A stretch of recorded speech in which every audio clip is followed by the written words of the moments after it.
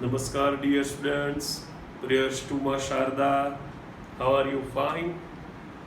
Preparing well? Okay. Chapter 2, Electrostatic Potential and Capacitance.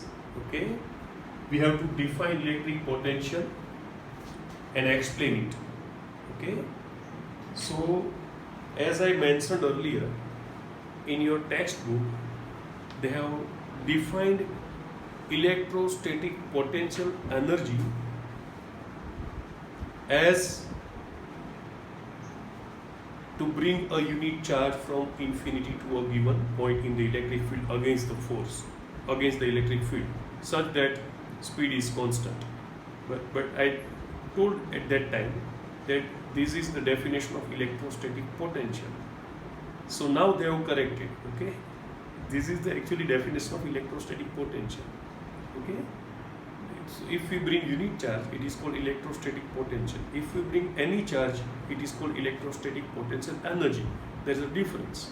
Okay, so let us learn this. Definition is this: the work required to be done against the electric field. See, what I want to do, I want to bring a unit positive charge from infinity.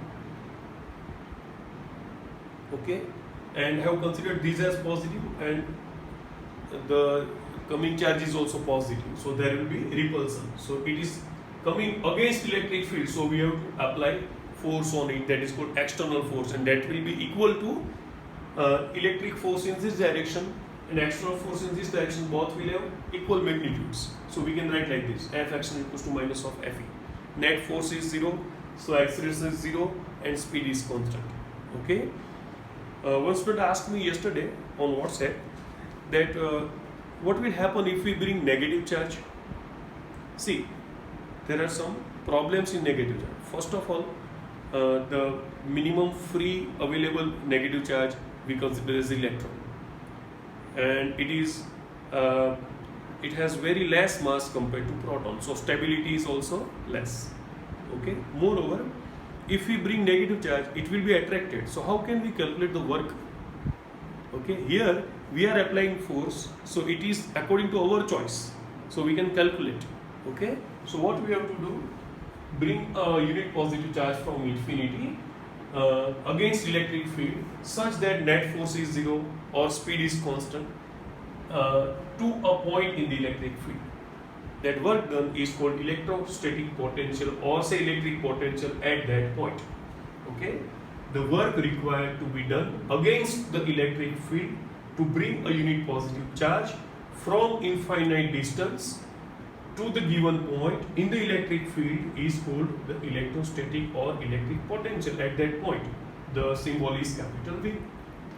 Okay, so if we bring small q charge in place of unit positive charge, it is called electrostatic potential energy. Okay, so if we suppose that this point is inside the field like this, okay, in that case the work done to bring small q charge according to this condition from infinity we consider as electrostatic potential energy UP at P. Similarly, here it is UR, and the difference was UP minus UR because UP was greater than UR.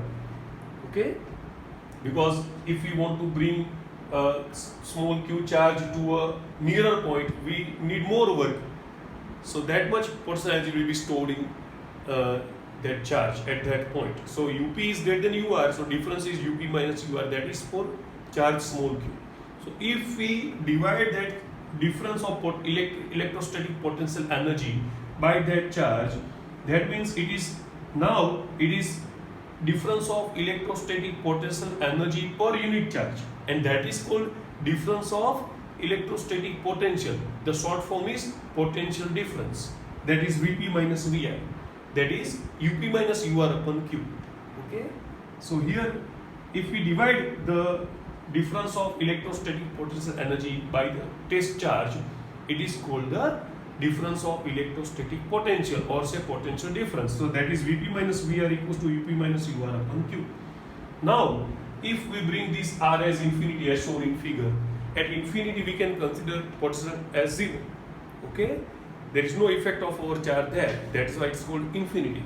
In that case, VR equals to V infinity. See, this is symbol of infinity. No? This is not alpha. Okay, equals to 0. So in that case, if you put here 0, it will become Vp equals to Up minus Ur upon Q. Okay. Now, special notes about this topic. First, if we bring unit charge or any small q charge from point capital R to capital P, the work done or work required does not depend on the path. Okay, it depends only on the initial position and final position, because this is a conservative field. Okay. Second, in this case, suppose if we want to bring a unit positive charge from infinity, we know that as distance decreases, force increases. So work will be differing. So we cannot calculate total work at a time. So we have to find small works delta W. Okay, and we should take as minimum as possible test charge, because it should not disturb the original configuration. So that's why we should calculate delta W upon delta Q, and by that way we have to calculate the total work. Okay, such that F external should be equal to minus of F electric force. Okay, and it is very easy that V is a scalar because it is one type of work. Work is scalar. Okay, and dimensional formula. Okay, energy upon charge. Energy M1 L2 T minus 2. Charge is ampere into time. So M1 L2 T minus 3. M1 L2 T minus 3 A minus 1. We can remember as power upon current. Okay, because M1 L2 T minus 3 is power into A raised to minus 1, that is 1 upon current, we can say. And the unit is joule per coulomb, known as volt, and also it is said to be Weber upon second, that you will learn in 4th semester. Okay, and in reference books they have written here the other form of this, that is incorrect. Okay, in text also sometimes it is written, but it is incorrect. We have to correct it. That I will explain you afterwards. Not needed now. Okay, so SI unit is joule per coulomb or volt or Weber per second. Understood? Bye.